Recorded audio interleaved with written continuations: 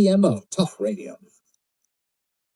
Intriguing mayor's race over in Lee's Summit. You may have heard one of the candidates, Cinda Rader, on with Kevin Keatsman a couple of weeks back when we were out there in Lee's Summit for an event. And the other side of that is Beto Lopez joining us on KCMO Talk Radio 95.7 FM, streaming on the KCMO Talk Radio app. Beto, good morning. Thanks for being here.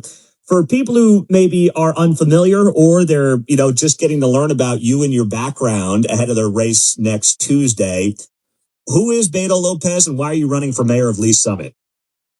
Well, first of all, thanks for having me, Pete. Really appreciate the opportunity. And absolutely, I mean, most people within Lee's Summit, the community here, has heard my name for a number of years. I've served on the city council for the last 8 years, two-term candidate, and then I've served on planning commission here in our community prior to that for about 4 years. But yeah, I mean, most people that know me know that I'm very civically minded, and my main objective is just to continue to be relevant and help our community. So, when it comes to your time on the planning commission and then on the city council, one of the hot button issues in Lee's Summit and in other suburban parts of Kansas City has been the growth of apartments and the ability for many developers to really get what they want on the apartment front. Where are you at on that issue and how you balance growth with also maintaining what people are drawn to in communities like Lee's Summit? Well, I think the word or the common question about apartments pops up because we've been following a citizen-led strategic plan that showed that we were behind with certain multifamily high-rise type units 8 years ago. They've been part of mixed-use developments, which have been involved a lot of commercial, which has increased our tax base and balanced our tax base. And so I think as a community, we just need to evaluate where we're at with as far as the goals that were set 8 years ago regarding apartments, and continue to focus on housing, just attainable housing in general. I think most communities have a challenge with housing and affordability and having the right mix for workforce type families. So what exactly, how would you define what that right mix is? And do you think Lee's Summit has done a good job on that mix over the last few years? I believe so. I mean, we have followed our plan, and we've had one of the highest single family construction building permits in the entire metro area the last couple of years. And the problem is, the housing costs, with labor and material costs, that makes it a challenge for every community. So we just have to continue to work hard. And one of the things that I announced here the last couple of weeks is that I will form a citizen-led task force on housing. And so I may not have all the answers, but I want as much community input as possible. So what would that look like? I mean, I know you've heard from a lot of people who I'm sure maybe don't like a lot of the development that is happening out in Lee's Summit. So when you find those voices, how would someone end up on that citizen board that may disagree with what your vision is for the growth and development of Lee's Summit?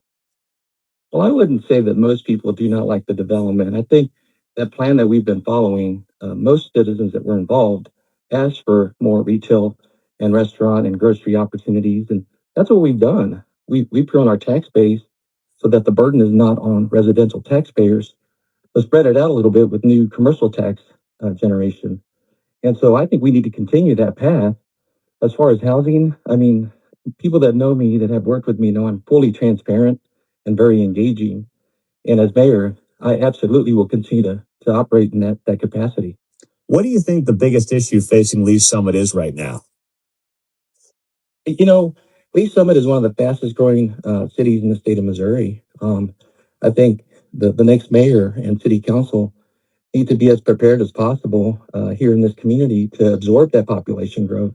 And from my perspective, the way you address that is simply, by focusing on public safety, which includes to continue to support your fire and police departments with adequate and competitive pay, but also providing them with the right equipment, right, and resources so they can do their job as best possible, but also improving our streets.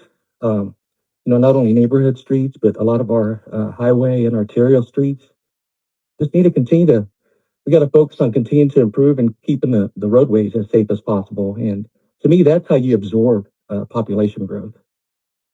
And what is it, as you figure out that balance, right? And you mentioned public safety in particular.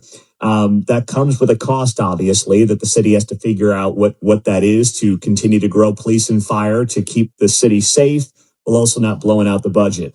I know that public safety in particular is something that hits home for you. For people who don't know or may not have connected the dots, obviously, it was your sister who was tragically lost in the Super Bowl parade shooting over 2 years ago now. So, how does your personal experience tie in to the public safety element of what you want to see for Lee Summit if you are elected mayor? Yeah, I've been very open about that. I've for many years I have family members and friends that are involved in public safety personnel or career paths.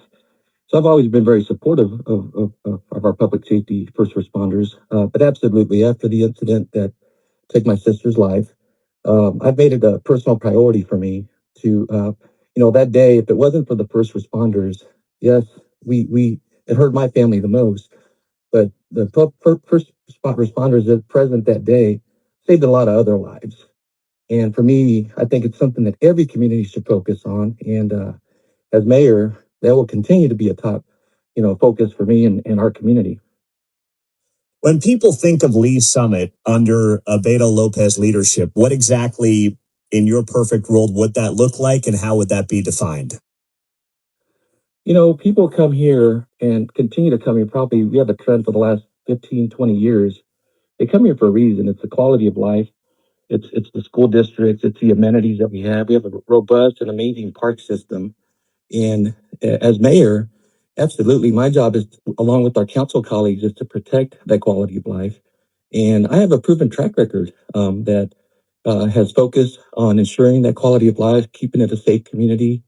Like I said, with our public safety top priority, roadways. And as mayor, absolutely, that'll be a priority for me to keep ensuring that we have the right tax generation to keep up with that growth and all these nice qualities of life amenities that people enjoy out here. When you look at these races, Beto, do you think that partisanship should matter? Yes or no? And if yes, is there a political party that you prefer that you identify with as we look ahead to Tuesday? In our charter form of government, it is nonpartisan, and I don't believe we need partisan politics on a local level. I have never made a party focused decision on the dais here in Lee Summit, Missouri, and that would never be my intent.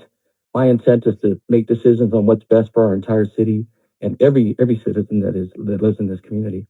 How about, I know this is it's on your website, so it's not something you're hiding or running from, but I'm sure you've heard some of the not accusations, but some people have said, hey, Beto is on the city council.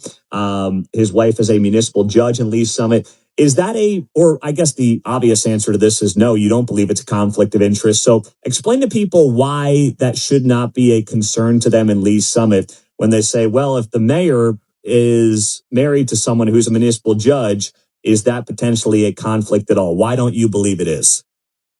Well, I mean, based on facts and charter policies, my wife was actually involved in the courts many years before I was ever involved as a public elected official within Lee Summit. And when she decided to run a couple years ago, uh, for the most part, I not for the most part, but I specifically abstain or recuse myself from anything related to the court system.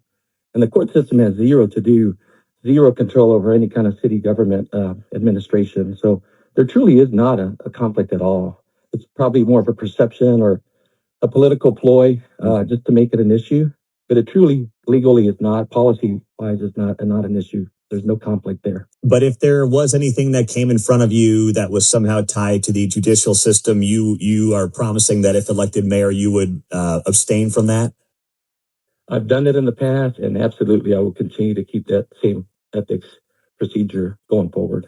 Beto Lopez running for Lee Summit mayor on KCMO Talk Radio 95.7 FM. Last thing in the final minute, Beto, what's something about you that people don't know that you want them to know ahead of Tuesday?